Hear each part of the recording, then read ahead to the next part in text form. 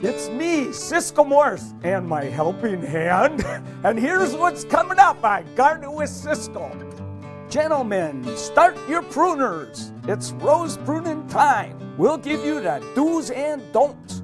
Our buddy Hendrikus has some tips on when and how to perform minor surgery on your rhodies. This is a great early spring project that may save a stressed plant.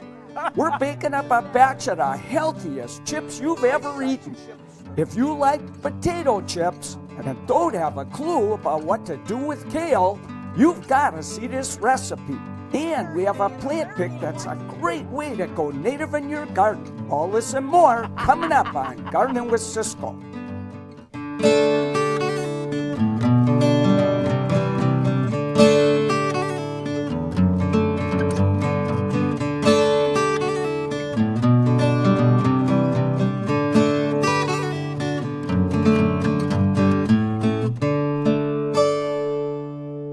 I'm Ciscoe Morris. And I'm Megan Black. Welcome to Gardening with Ciscoe on such a gorgeous, warm day. Yeah, it's shaking up my dew, you know. A little nippy out here these days. You're not kidding. Hey, we're strolling around Edmonds today. I love this town. As a matter of fact, I was one of the very first judges in the Edmonds and Bloom contest here. Wow, look at you. Yeah, how about that? I can touch. But we found this wonderful nursery store called Bountiful Home.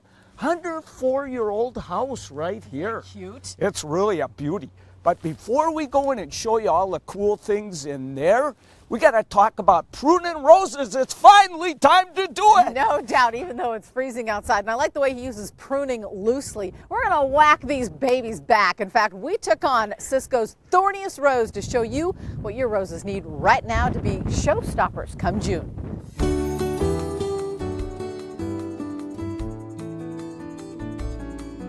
I love this time of the year because when you're out pruning your roses, you know that the warmer weather is not far behind. But the first and foremost important thing are the kind of gloves you use when you're pruning your roses. You want these really thick rose pruning gloves, right? Yeah, those are specially made to prune roses. But not be boxing? Careful.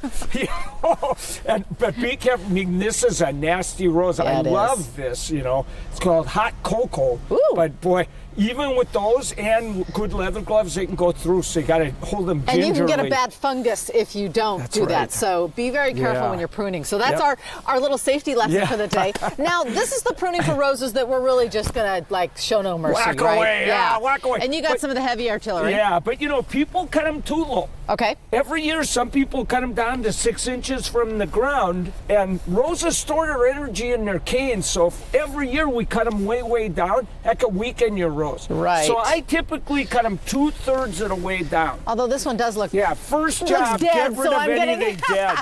That one's like deader than a doornail. Hey, Megan, maybe you got a better shot at this dead guy, and I can't really get at him. So you want to get rid of anything that has not survived. Yep. There we go. That's the first job to do. So you say 2/3, so there's like 1, 2/3, and then you look for a bud. Yeah, hey, there's like a that. great outward-facing bud. This little guy right here, he's pointing away from the center of the plant, so that's where you want to get him, because right? otherwise it grows into the center of the plant and fills it up. Right, so he will then send his new branch out this direction, right? Sometimes it can be hard to do, and usually I go to some, you know, rather lively green growth, so, you know, here's a good bud. And one thing, Megan, if there's little superfluous wimpy stuff, get rid of them. Yeah, get rid of it. So this thing it's not going to do anything, you know. Probably this little guy too, eh? Yeah, yep, exactly. Oh, there's one there, but he's kind of pointing in, I think. Yeah, so this guy right there. I like that one. That's a good one. Here, I'll hold it. Yeah, thanks for come back and whack me. Okay, the other thing, Megan, is we want to make sure that we get any leaves left over from last year off the plant. In case they have any black spot, is that what we're looking for? Yeah, to make sure. And you know, this one doesn't have any. It looks pretty good. They all fell off because I didn't pull them off. I know that. Wow. And you know, the other thing, you read a lot of books and it says only keep like 5 or 7 canes. Yeah. That's a bunch of bull tweedle, you know. I like that word. I like tweedle. as many canes as I can get because it means that the plant is going to make more strength. It's going to be really powerful. But at the same time, if it's getting too bushy and thick, then you can take out a older cane or two. So Megan, look at this big new cane that's grown up. Green. It doesn't branch to way up here. So this one, we're going to take advantage. We're going to get it to branch kind of low. Okay. So all your roses right now, this is what you want to go do? Yep. This is the time to do it. And you know, a climbing rose you do different. We've shown that a number of times. But this is your typical tea rose type pruning here. Hey, we've almost got it, Megan. And hey, I'll show you something here. So this one looks like a disease got in there. Oh, it certainly did. So I'm getting that guy off. So really the biggest thing is don't take it too far and find an outward-facing bud. That's it. That's all you got to do. It's a pretty easy job, you know. Except that you only do it once a year like this and you forget, don't you? Every single year you forget how.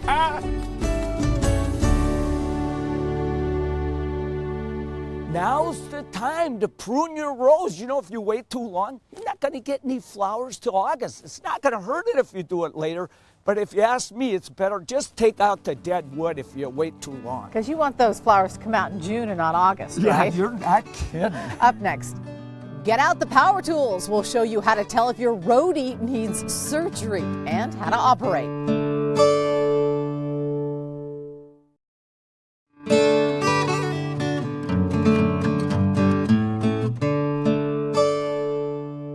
Welcome back to Gardening with Ciscoe from Bountiful Home, the neatest little shop, Great, you know, isn't it? and it's got a great little nursery, too. I love it. So many great things to look at. And Megan, let me lend you a hand. Look at this cool glove mold I found. Oh, la, la. You're finally going to help me do some work. Give me a hand at it. Is that right? I love it. Well, it's a fun place to browse around here, but getting outside and cruising through your garden right now, looking for winter damage, that's something you really have to do, especially after the winter we've had. It's been horrible. But here's the thing. Leave your gardening tools inside. Grab some power tools. Enrique Schraven is going to show us how to do a little surgery on a tree. This decades-old specimen rhodie looks healthy, but a close end of the winter inspection reveals some damage that could eventually doom the plant. So what I want to do first, here I'll show you what's happening with this branch.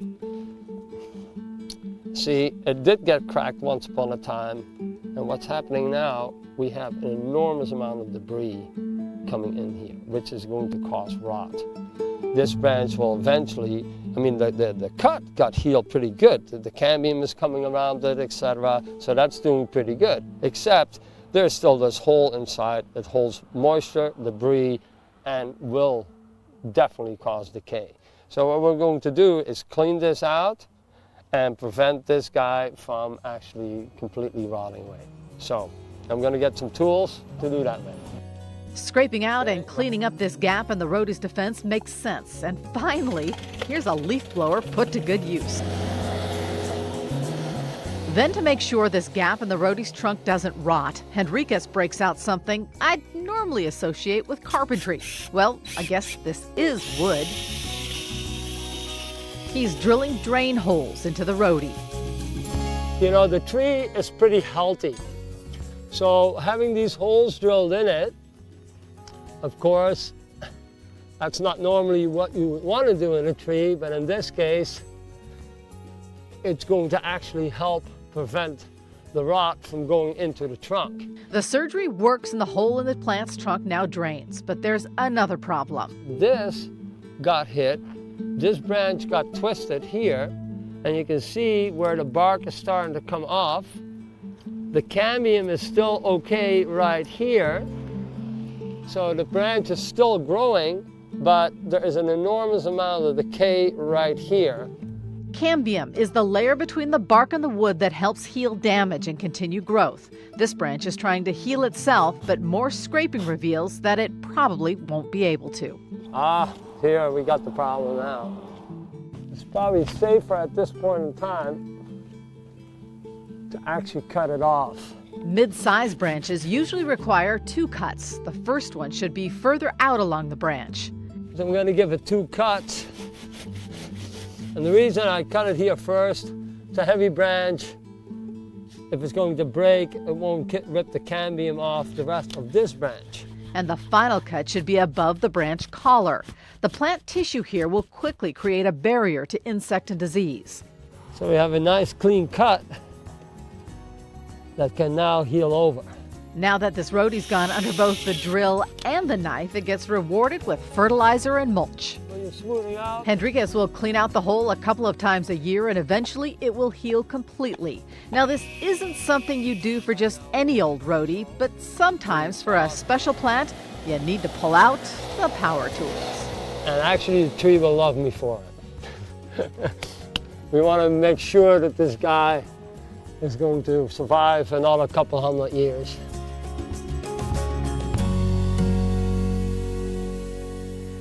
Definitely an unconventional approach, but I gotta say, I love power tools. Give me power tools. Hey, by the way, after all the snow we've had, good idea to just go out, take a look at your rhodies. Just cleanly cut off any broken branches. That'll do a lot of good for them. Up next, I've discovered a way to give up potato chips. Lynn Villa showed me how to whip up a snack that's grown in popularity.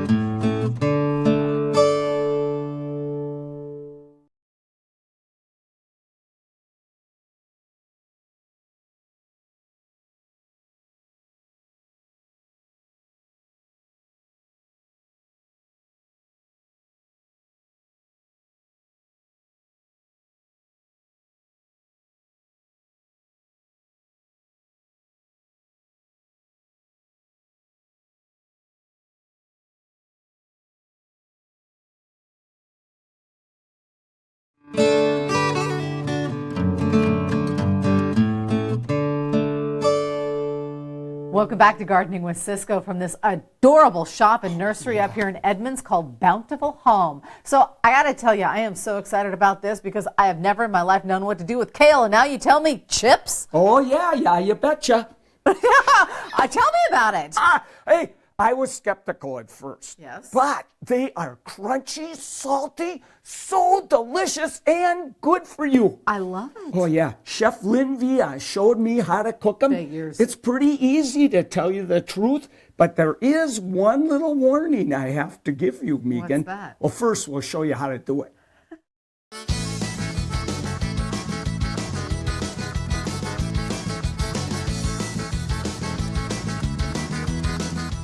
Okay, Lynn, if I didn't know better, I think we're doing something with kale You today. think, Ciscoe? You know, amazingly enough, what we're going to do is the hottest new trend. Yeah, we're going to do kale chips.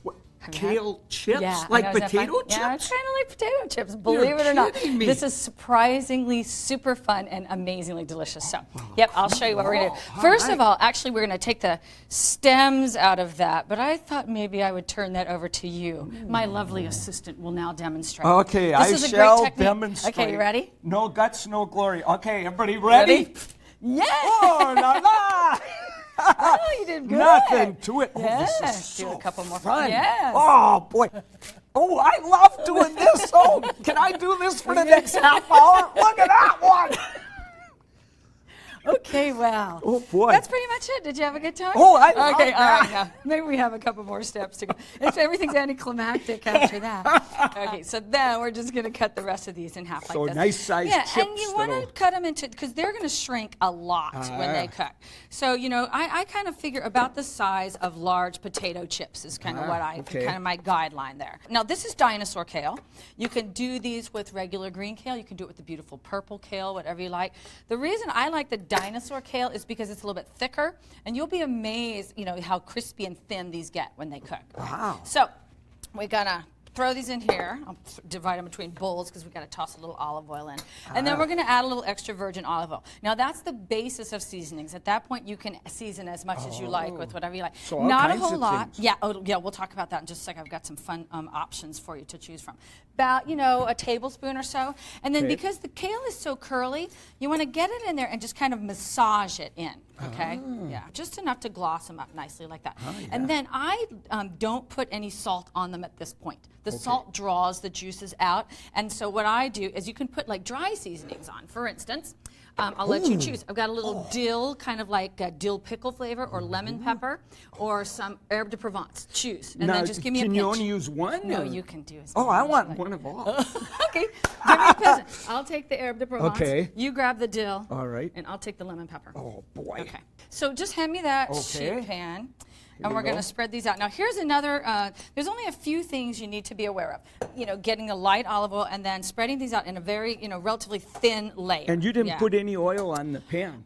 Nope. Okay. These are oiled up enough. You'll be surprised they won't stick. They'll just, all this right. is so foolproof. It's amazing. It's kind of fun. That's And my in fact- kind of cooking right yeah. there. And I said a single layer, and actually that's a little bit too many, so I'm going to pull a few off. If you've got extra, so just really get another single sheet layer. pan. Yeah, because they won't crisp evenly if they're not distributed evenly. And that, and that's it. It's so amazing. That's and it? simple. Yeah, and then it goes into the oven. And wait till you taste. You're going to love this. So we put salt on at the end? then? Afterwards, yeah. Okay, all And you right. want to, we'll talk about it when we pull it out. Okay. We'll talk about other fun things too. How long you got to cook this for? About 12 to 15 minutes. Oh, geez, that's see a you in a long way.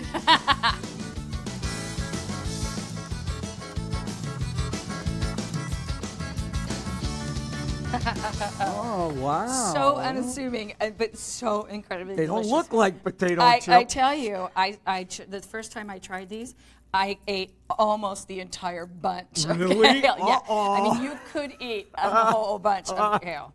Okay, so a little extra salt. Okay, so now you can just munch them like this, or if you like, you can dip them in a little vinegar, or you can put a little squeeze of lemon juice on there, whatever you want to do. So Oh, I I'm got to going try for one it. in the Yeah, vinegar. Okay, I'm Yeah, you grabbing go. a big one. No guts, no glory, No guts, no glory.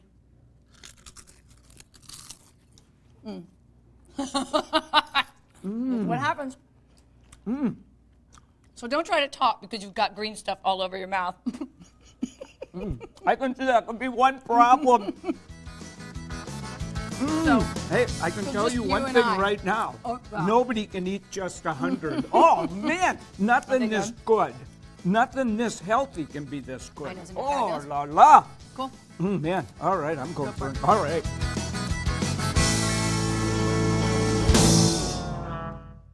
Okay, Cisco, I just did a Google search and Okay. found that kale is high in beta carotene, vitamin K, vitamin C, calcium. It's awesome. So what's your warning? Well, it should be served with a side order of floss. It really fixed your teeth. You feel like you just ate a corn on the cob. Or a really good friend who will tell you got that green thing right there, right? Oh, you're not kidding.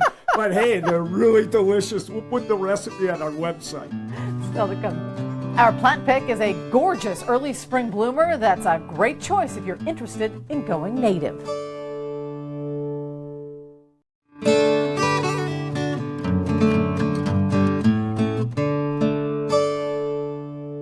Welcome back to Gardening with Ciscoe from Bountiful Homes, a wonderful Edmonds store that's been going for 4 years now. Megan disappeared. She's out browsing in your store. She couldn't resist. But I'm here with Todd. And Todd, what do people find when they come to your store? They'll find old world home decor with an organic influence and a nursery out back. Oh, perfect. Well, I love coming to a local store for inspiration, and our plant pick this week is a local gem. How would you like this to brighten up your early spring garden? Man, is this the perfect It plant for a is. dark, shady So corner? this is a ribes sanguineum. Yeah. My ribes sanguineum has red flowers. This Yeah. is white icicle. White icicles. I love this one. And you know what's neat? The hummingbirds find this just as much as the red Oh, ones. really? And they bloom really early when those rufous hummingbirds are just coming back. yeah. So, and Megan, this is really well drained soil. Yeah, it this, looks like it. That's what this is a native plant. These currants, they're out in our woods.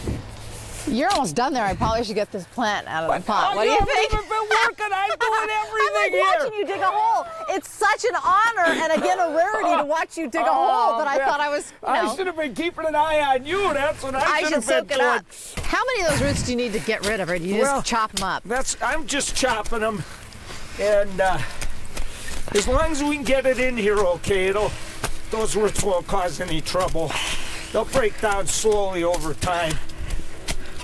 I love it. I'll trim off some of the dead stuff while you're doing great, that. thanks, yeah.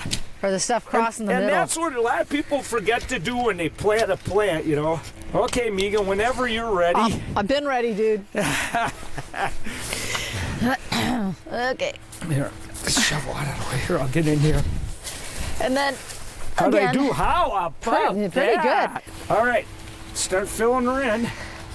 So, and ribosynguinium, again, really no fertilizer. They do just fine without it. Yeah, you know, and you don't want to overwater them, but, you know, until it gets established, I got to make sure it gets water. Right. But I think Mama Nature will probably water it all through spring here, you know, Megan. And, you know, native plants, they grow in exactly the conditions that Mama Nature has out here. Right.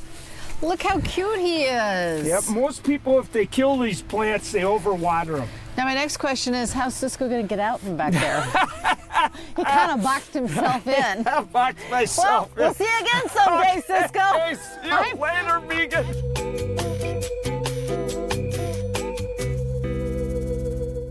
Okay, the plant is called white icicle flowering currant.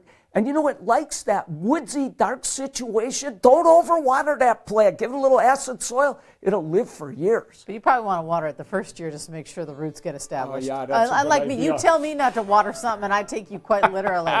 Hey, we're at Bountiful Home here in Edmonds. Look at this cute little coaster set. Don't you love that little wood box? Yeah. I got myself a trinket to take home. Oh, man. Well, hey, I thank you, Bountiful Home, for letting us shoot the show here today. You know, they're open Tuesday through Saturday now. Once spring comes, they're even open on Sunday. A wonderful store. Anything about our show today, you'll find it on king5.com. Now, get out there and buy some nice stuff for your house, and then cook up some kale chips, have a little dental floss ready, and have a good time. There you go. And a pocket mirror. Yeah. Thanks for watching, Thanks, everyone. everybody. Have a Bye-bye. great weekend.